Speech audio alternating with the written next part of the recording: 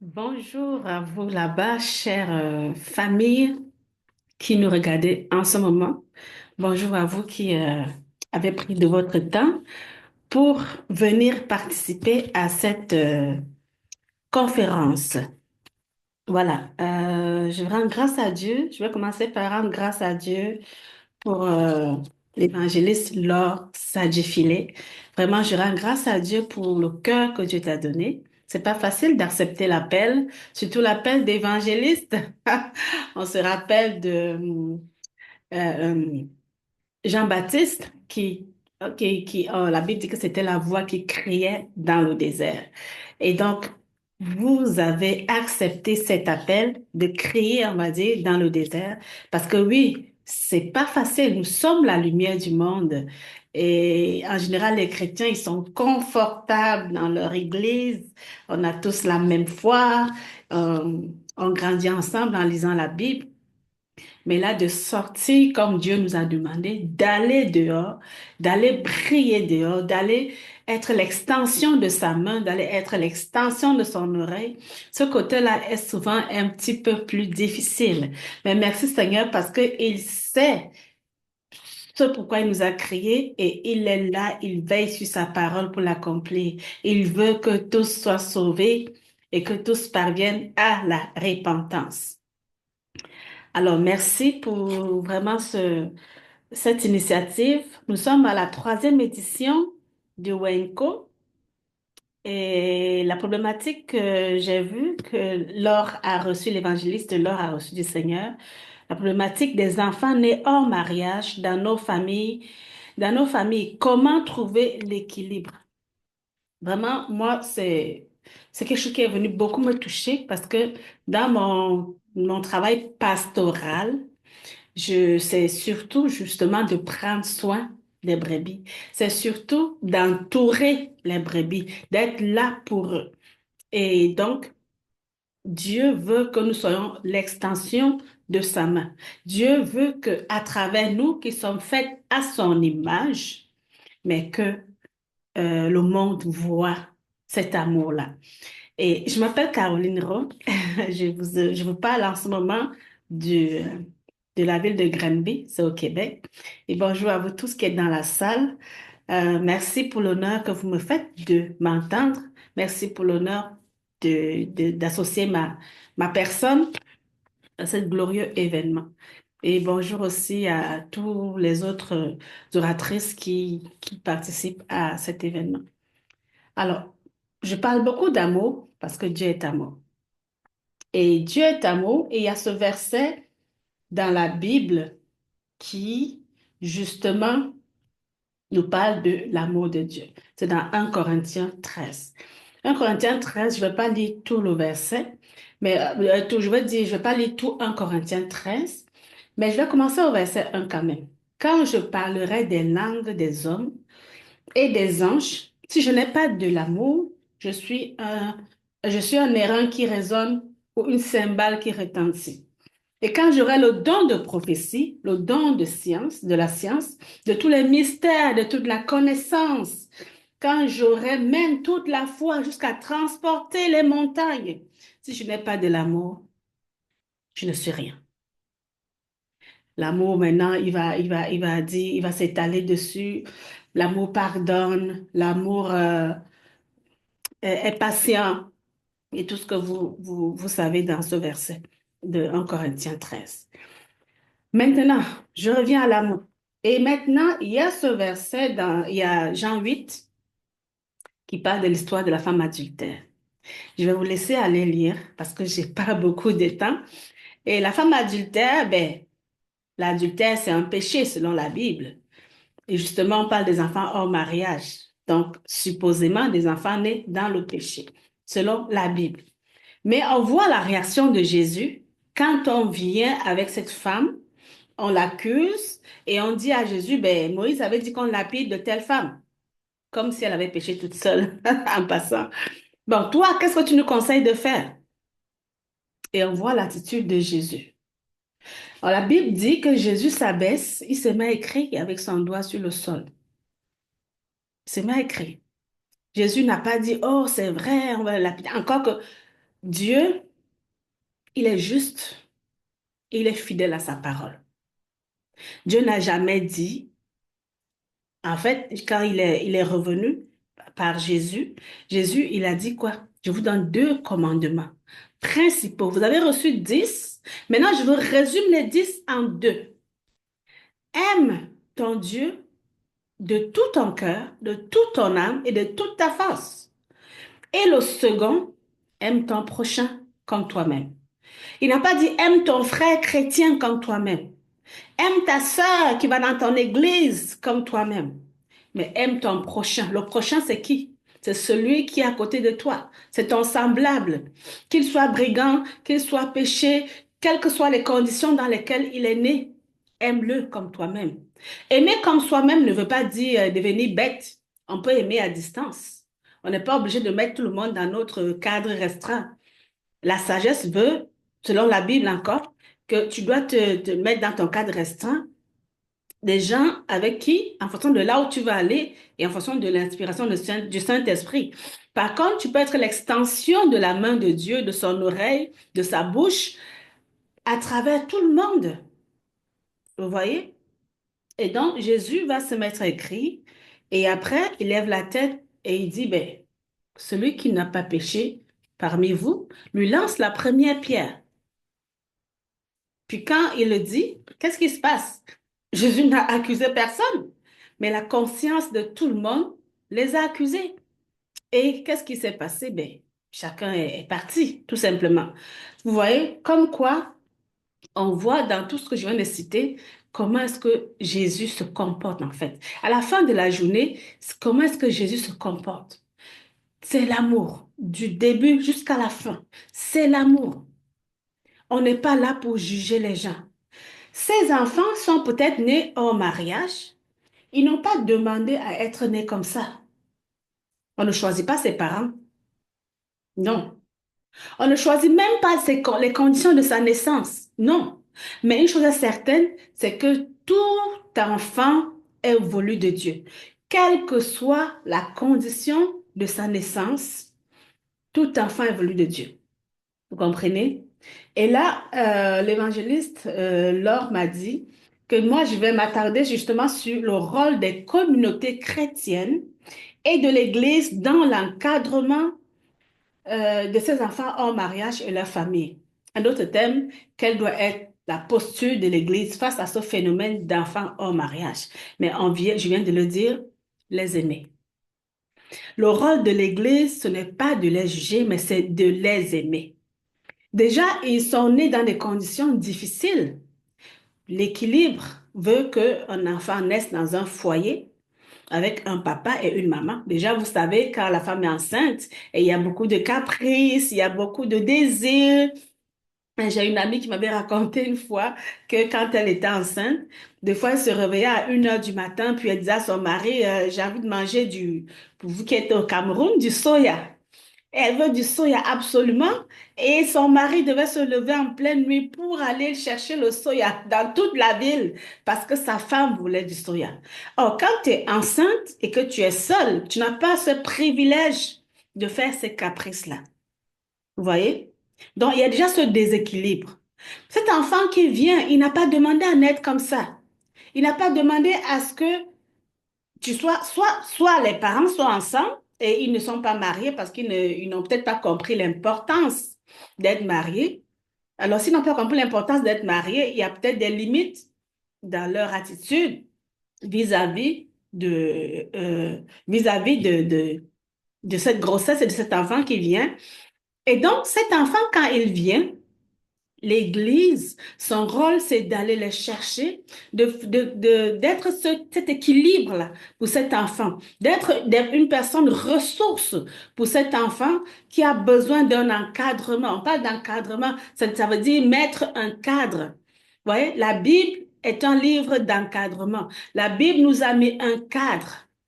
Qu'est-ce qu'on peut faire? Qu'est-ce qu'on ne peut pas faire? La Bible nous a mis plein de choses bonnes pour nous. Et la Bible nous dit quoi? On va dedans dans ce qu'il a mis pour nous. Hein? Le bon berger donne sa vie pour ses enfants. On va dans ce que Dieu a mis pour nous. Et il dit, il dresse une table devant nous et notre coupe déborde parce qu'il y a plein de trucs, de bonnes choses là-dedans. Il nous montre, OK, ça, c'est pas bien. Ça, c'est bien parce que nous, on pense qu'on est trop sage, hein. On pense qu'on connaît tout, on est capable de gérer notre vie, on a besoin de personne. Et la Bible nous rappelle que, ah, oui, tu as besoin de moi parce que tu ne vois pas ce qui se passe en avant. Je me rappelle ici, j'ai un petit chien chez moi. Et un jour, le chien, on était en train de travailler devant la porte et le chien, il s'est mis à courir subitement sur la route parce qu'il a vu quelqu'un. Mais là, en courant, il y a une voiture qui venait de vivre à lui. Le chien ne se rendait pas compte qu'il était en danger. Mais c'est mon mari qui a couru pour le reprendre rapidement pour éviter un accident. Pourquoi? Parce que mon mari voyait ce que le chien ne voyait pas. Donc Dieu, dans sa Bible, dans sa parole, il voit des choses que nous, on ne voit pas. Et c'est la même chose, l'Église qui est supposée connaître cette parole de Dieu, est bien placée pour justement encadrer, aimer ces familles-là, être une personne ressource pour les écouter déjà, que les gens, ces personnes sachent qu'ils peuvent trouver une écoute, ils peuvent trouver de la bienveillance. On peut même les accompagner s'ils n'ont pas de véhicule, s'ils n'ont pas les moyens de transport. On peut, Jésus a multiplié le poisson, il a nourri des foules. Il n'a pas cherché à savoir si ils étaient chrétiens ou pas, s'ils étaient nés de nouveau ou pas. Non. Mais Jésus répondait aux besoins des gens. Il répondait à chaque fois aux besoins des gens. Alors, il y a des familles monoparentales qui, malheureusement, n'ont pas assez de moyens financiers, qui ont peut-être des moyens financiers, mais qui ont besoin de parler, vous savez, l'écoute attentive. Quelqu'un qui s'assoit juste concentré pour t'écouter, ça sauve des vies. Un enfant qui va à l'école, qui voit que ses amis parlent de leurs parents, de leurs deux parents qui racontent leur vie à la maison, et lui, il est né hors mariage, il n'a peut-être pas ses deux parents avec lui, et puis là, il sait pas, il comprend pas. Mais l'Église est là pour lui dire, écoute, t'as peut-être pas tes deux parents avec toi, mais tu sais, nous sommes là pour toi. Tu peux compter sur nous. Ça le calme. Ça lui fait du bien. Et ça lui donne cet équilibre-là dont il a besoin pour se construire et grandir dans la vie. Vous voyez? Dans le rôle. Le rôle, c'est quoi? C'est la fonction. C'est quoi la fonction de l'Église? C'est quoi qu'elle fait? Elle prend le temps avec ses familles et ses enfants. Elle prend le temps, elle organise même des activités récréatives avec eux. Parce que les enfants avec leurs parents, nés dans le mariage, ils ont peut-être un cadre sain, entre guillemets. Les parents organisent même les voyages ensemble et tout. Mais l'Église est là justement pour organiser les activités comme ça, pour regrouper ces enfants-là, pour qu'ils ne se sentent pas seuls déjà, qu'ils puissent avoir d'autres enfants avec qui parler. Et en même temps, c'est très important pour l'Église parce qu'ils peuvent voir une autre façon de fonctionner. Ils peuvent voir. Et c'est comme ça qu'ils vont dire, mais il y a quelque chose de bon là-dedans. Alors ça va leur permettre de faire des bons choix. Parce que oui, tous les jours, on a le choix de marcher avec le Seigneur, c'est-à-dire de choisir la bonne attitude ou de se rebeller. Et donc, ils ont l'occasion, en s'immergeant dans une famille, une église chrétienne qui aime comme Jésus a aimé, sans condition, de voir le modèle qu'ils ont besoin pour devenir demain. C'est très important aujourd'hui, les modèles.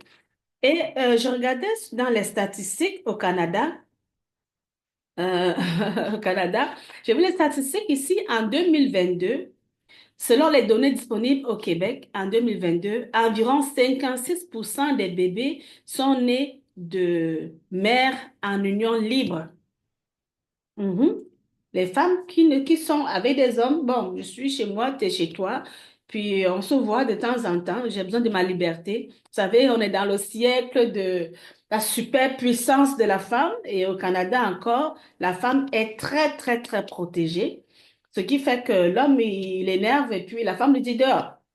Et il sort. S'il ne sort pas, elle appelle les structures nécessaires, puis on le met dehors. C'est comme ça. On protège la femme. Sauf que il y a des excès partout. C'est bien de protéger la femme, hein? Je ne dis pas le contraire. Vous voyez? Donc, et ça dit, en 2022, il y avait environ 56% des bébés qui sont nés des mères en union libre, 36% de mères mariées, 36% hein, de mères mariées et 7% de mères ne vivant pas en couple. Vous voyez? Et cela suggère qu'une majorité des enfants naissent hors mariage au Québec, principalement en raison de la popularité de l'union libre. Au Québec, ils sont même en train de voter les lois parce qu'ils constatent quand même que c'est très, très flagrant maintenant. Parce que vous savez, quand on n'est pas marié, ben, il y a des droits auxquels on n'a pas droit. C'est-à-dire que si l'homme et la femme se séparent, ben, les enfants se retrouvent abandonnés à eux-mêmes. Parce qu'au Québec, c'est normal que on n'est pas obligé d'être marié. Le mariage n'est plus, n'a plus le vent en poupe au Québec depuis des années. Alors, ils sont en train d'essayer de voter des lois pour faire en sorte que, il y ait quand même des droits pour ces enfants-là, et de telle sorte que si jamais il y a séparation ou s'il y a décès du papa qui n'est pas marié avec la maman, qu'il y ait quand même des privilèges pour ces enfants-là. Mais vous voyez que sinon, ces enfants, ils sont abandonnés à eux-mêmes parce que malheureusement, à cause du choix des parents. Vous voyez? Et les enfants n'ont pas à payer ça quand l'Église existe. Dans Jean 10, la Bible dit, le voleur ne vient que pour voler, dérober, égorger. Mais je suis venu, Jésus, pour donner la vie et la vie en abondance. Je suis le bon berger, Jean 10, 11. Je donne ma vie pour mes brebis, alors que les mercenaires qui n'est pas le berger et qui n'appartient pas, attendez, mais le mercenaire qui n'est pas le berger et à qui n'appartient pas les brebis, voit venir le loup, abandonne les brebis et prend la fuite, et le loup les ravit et les disperse. Est-ce que l'Église est un mercenaire? Est-ce que l'Église veut être un mercenaire? Je ne pense pas. Sinon, ça sert à quoi de lire la parole de Dieu? Ça sert à quoi d'avoir une relation avec le Saint-Esprit? Ça sert à quoi? Hmm? À ceci, il reconnaîtra ses brebis, à l'amour que nous aurons les uns pour les autres. L'amour, encore l'amour, toujours l'amour. Donc, voilà, je vais m'arrêter parce que sinon, ça risque d'être très, très, très, très... Vous voyez, quand on commence à parler, on ne va plus s'arrêter. Ça risque d'être long. Mais je vais faire juste un petit bémol. Un petit bémol, c'est voilà ça. Donc, le fait de prendre soin de ses enfants nés hors mariage, d'accompagner ces familles qui vivent dans cette situation-là, d'être là pour eux, de les entourer, de les aimer, ça n'excuse pas, ce n'est pas une façon de glorifier cette situation. Ce n'est pas une façon de banaliser cette situation. Vous comprenez? Il ne s'agit pas de ça. Mais si vous êtes déjà dans cette situation, on est là pour vous. On est là pour vous. Mais si vous n'y êtes pas encore, si c'est possible de marcher selon la parole de Dieu, gloire à Dieu. C'est une protection, c'est un cadre pour nous. Vous savez, c'est un cadre. La Bible, c'est un cadre pour nous aider à éviter les pièges de l'ennemi. Pour nous aider, oui, la Bible dit que le diable rôde comme un lion cherchant qui dévorer, mais la Bible nous prévient quand même du danger. La Bible nous accompagne et nous console aussi quand c'est difficile. Au lieu d'aller tomber dans les bras de n'importe qui et que les gens profitent de notre faiblesse, vous savez, tout le monde a des moments de faiblesse, mais à ce moment-là, quand tu vas auprès d'un homme de Dieu rempli du Saint-Esprit, ou quand tu prends ta Bible, parce qu'il y a des hommes de Dieu aussi, et quand tu vas vers eux, au lieu de t'aider, malheureusement, il y a des gens qui sont dirigés par les pasteurs, alors au lieu d'être dirigé par la parole de Dieu, qui dit d'être dans une église et d'obéir à la parole. Parce que si tu lis ta parole avant d'aller, en allant dans une église, tu sais avoir ce miroir de la parole qui n'est pas là pour juger tout ce que l'homme de Dieu dit, non, mais pour te donner, toi, le discernement afin de vivre dans l'obéissance en Jésus. Vous voyez? Donc, voilà, c'est ça le petit bémol. C'est que si on n'est pas encore dans cette situation, on peut faire l'effort de parler à Dieu. Tu n'as pas besoin d'aller dans l'église, parler à Dieu dans ta maison et prendre la parole de Dieu, lire pour voir ce message que Dieu a pour toi par rapport à comment te prévenir de ça. Mais si tu es déjà dans cette situation, si vous avez des enfants dans cette situation, l'Église est là, son rôle est là pour vous accompagner. N'ayez pas peur. Au contraire, c'est même là qu'on va se cacher. C'est là qu'on va se cacher quand ça ne va pas, pour qu'on puisse nous relever, nous aider à nous relever. Ça peut prendre le temps que ça prend. Mais la patience, on a lu dans 1 Corinthiens 13, l'amour est patient. Hmm? L'amour ne juge pas. Hmm. C'est ça. Donc, n'ayez pas peur. Ne soyez pas dans l'isolement. C'est très dangereux. Ces enfants n'ont pas choisi les circonstances de leur naissance. Et la mère arrête de vivre la culpabilité. Si tu l'as fait, c'est arrivé, comme la femme adultère, Jésus va dire, pourquoi ils sont où ces gens-là? Ben, ils sont tous partis. Et ils ne te condamnent pas. Moi aussi, je ne te condamne pas. Va, mais ne pêche plus. Alors, merci de m'avoir écouté et j'espère que quelqu'un a été béni par ce petit message. Alors, merci encore hein, de m'avoir associé à cet événement. Je prie et je sais que vous allez avoir de très beaux moments et que vous allez sortir d'ici, chacun avec sa portion, qu'il va serrer très, très fort dans son cœur pour qu'on puisse ressentir cela dans son quotidien, dans le nom de Jésus. Alors, merci d'avoir été là. Alors, je vais rendre grâce à Dieu. Merci, Papa, pour ton amour. Merci pour ton esprit qui nous guide. Merci pour ton esprit qui couvre cette famille qui est là. Je sais qu'il y a quelqu'un à ce moment qui a entendu ce message et qui a dit, je le reçois. Oui, tu pleures de tout ton cœur. Tu te dis, je savais pas que Dieu m'aimait malgré ma faute. Oui, Dieu t'aime. Et si tu as reconnu dans ton cœur que tu avais fait une faute, il t'a déjà pardonné. Alors, ne pleure plus. Lève-toi, sois heureux, sois heureuse, réjouis-toi et aime ses enfants comme Dieu les aime parce qu'il les a aimés. Il n'y a aucun enfant, aucune personne, comme j'ai dit, quelle que soit sa condition de naissance, qui est né sans que Dieu ait voulu qu'il soit là. Et il dit dans le livre de Jérémie qu'il a les plans de paix, il a les plans de bonheur pour chacun de nous. Alors, à très bientôt. Shalom.